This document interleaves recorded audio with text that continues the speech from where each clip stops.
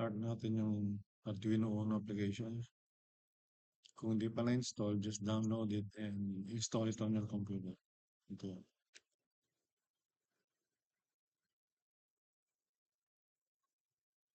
Mm.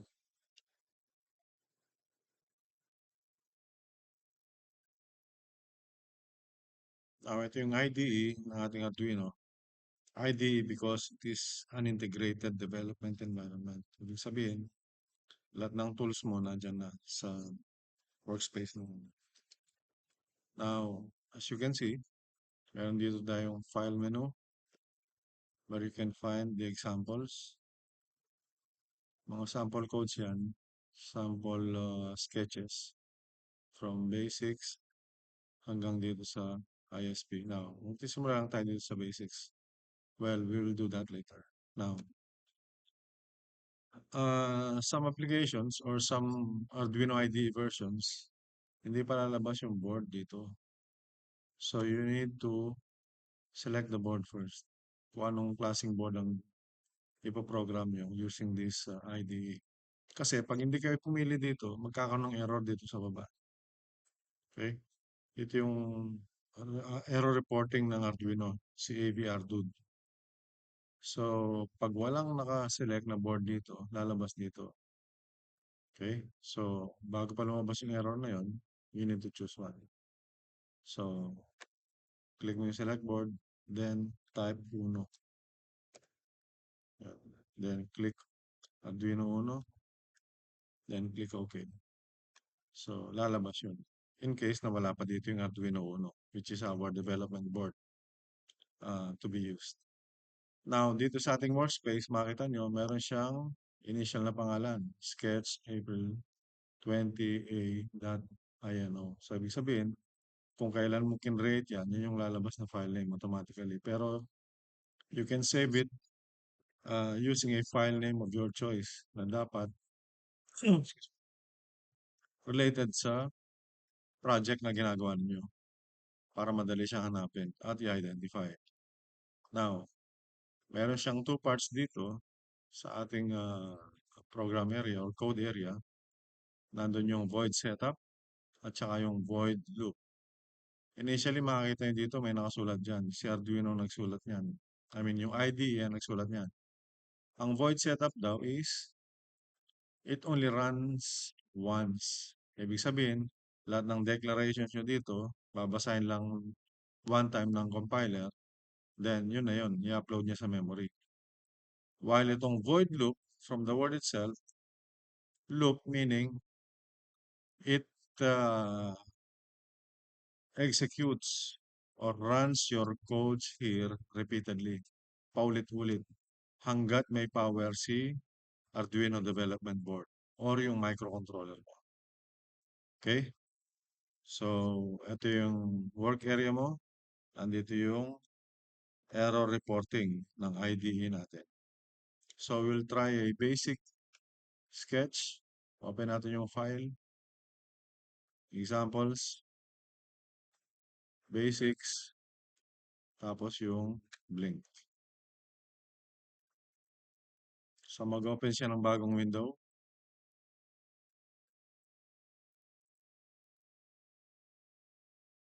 Maximize. So, makikita nyo dito, this was created by a contributor. Okay? So, modified by Scott Fitzgerald. Okay? Guadalupe, Arturo Guadalupe, tsaka si Colvin Newman. Sila may gawa nito. So, nandito lahat yan because kailangan nating i-sign or i-acknowledge yung kanilang trabaho dito. Though, it looks basic, pero malaking bagay ito sa mga beginners. Now, nakita nyo itong void setup. Initially, ang ginawa niya, ito lang na command, itong function na ito, pin mode.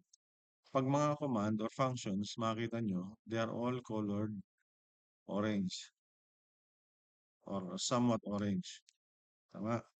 Now, itong pin mode na to, it means we are assigning a function sa ating pin. Mamaya, explain ko, ipapakita ko sa inyo using Tinkercad kung ano yung mga pins na yan or ports na sinasabi ko. So, ito yung command.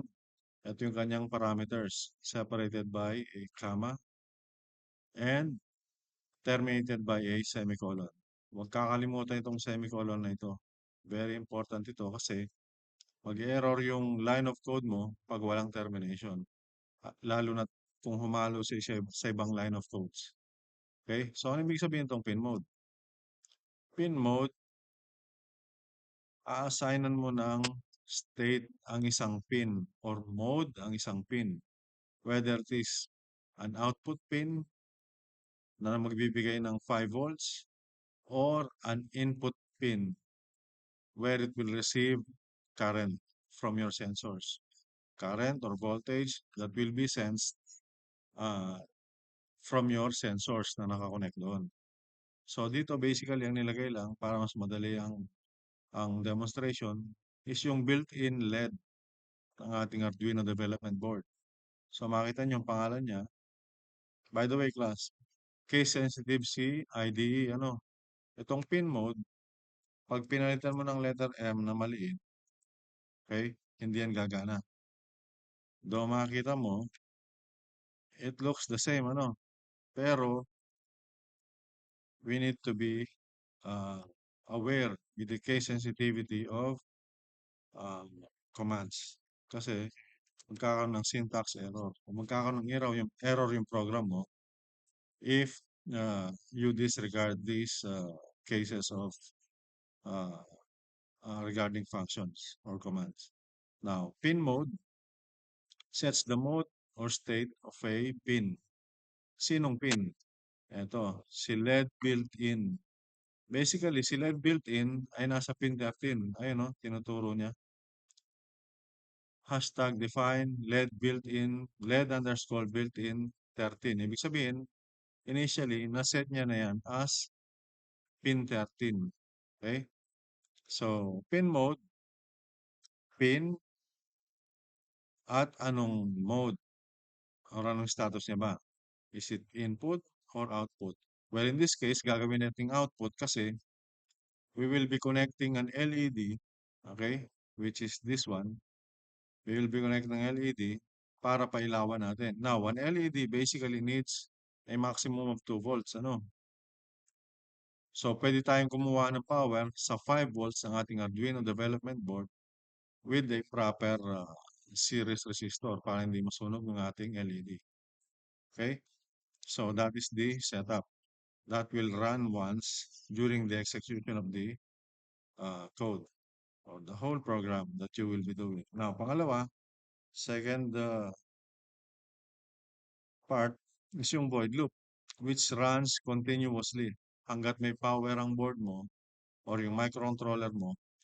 These lines of codes will continue running. So, anong ginawa niya naman dito? Basically, ang ginagawa dito is just blinking an LED. So, paano nangyari yun? Makita nyo dito, meron siyang command dito, digital write. Ibig sabihin, maglalagay siya ng command doon sa pin. Uutusan niya yung pin kung anong ilalagay doon. Whether high or low. As you can remember, pag sa logic gates natin, pag logic high, that means 5 volts or on. Tama? Okay. So, ibig sabihin dito, itong command na to, inutusan niya yung LED na built-in to go high. Meaning, yung pin 13, okay, magkakaroon siya ng 5 volts output. So, kung magkoconnect ka doon ng isang LED or any transducer for that matter, magkakaroon siya ng supply or gagana siya. Now, how long naman niya na-andar? It will be set by this command. Itong delay na command. Delay daw ng 1 second. Pero, si Arduino measures time in milliseconds. Kaya nakalagay dito, 1,000 milliseconds. Meaning, it is 1 second. Ito yun. So, tandaan nyo ang nakalagay dito, delay command, tapos time in millisecond. So, if you want to delay na naka-on yung ating LED for 1 second, type mo dito 1,000. Kung gusto mo siyang naka-on ng let's say 3 seconds, put there 3,000. Now, dito sa pangalawa, self-explanatory. I-off mo na yung LED kasi in-on mo siya eh. So, this time, you want to turn it off kasi gusto natin nagbe-blink paulit-ulit. Now, anong ginawa natin dito? We commanded or we used digital write, yung LED pa rin on pin 13, low. Meaning low, 0 volt. Wala nang output yung ating pin 13. So, pag wala nang output yung ating pin 13, definitely, hindi na ilaw yung ating LED. So, gaano naman natin katagal i-off yung ating LED? So, that depends kung ano yung gusto nyo mangyari. So, just the same thing, you can change 1,000 to any number that suits your purpose. Kung gusto mong matagal siyang naka-off, taasan mo ito. Basta, 1,000 dito sa loob ng parentheses na ito means 1 second. Okay? So, alam nyo na yan. Engineering notation. Okay? So, we'll try Tinkercad. So, meron tayong Tinkercad dito. Habang wala pa kayong sarili nyong Arduino development board. So, you can practice here on Tinkercad. So, mag-login lang kayo or create your account, sign up, then sign in. Then, gawa kayo ng bagong circuit.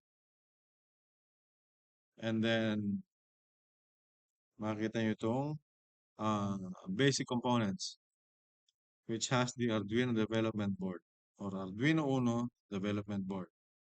Click. Then, click dito sa workspace. Wala. Nandun na. Okay? Now, after placing the Arduino development board on our workspace, punta nitong code na tab. Ito yun. Oh. Click nyo yan. And then, hindi tayo gagamit ng blocks kasi we will be using, we will be manually coding. Itong blocks kasi, parang modules ito na drag and drop na lang. Okay? Siya na yung bahala maglalagay ng code. So, hindi na masyado mahirap. Pero, dapat malaman mo rin how everything happened. So, magsisimula tayo dun sa basic, sa medyo mahirap. Basic pero mahirap, ano? I hope it makes sense. So, click nyo itong arrow down na ito or pull down arrow. Then, click text. Are you sure? Then, continue. So, makikita nyo dito yung code niya. So, basically, Tinkercad already placed the code for us. Yung Blink or Arduino Blink na basic sketch. So, this is in C++. So, makikita yung void setup, ganun pa rin. LED built-in ang ginamit niya dito. Okay? Which is in pin 13. And sinet niya to be an output, yung pin na yon. Ibig sabihin, maglalabas ng power yung output na yon. Meron siyang voltage at meron siyang current. Approximately 5 volts maximum. Now, dito sa void loop, ganun pa rin. So, in-on niya, digital write. I-on mo ang LED. Yan ang ibig sabihin ng sequence na yan. Or digital write, ang alin? Ang LED or pin 13.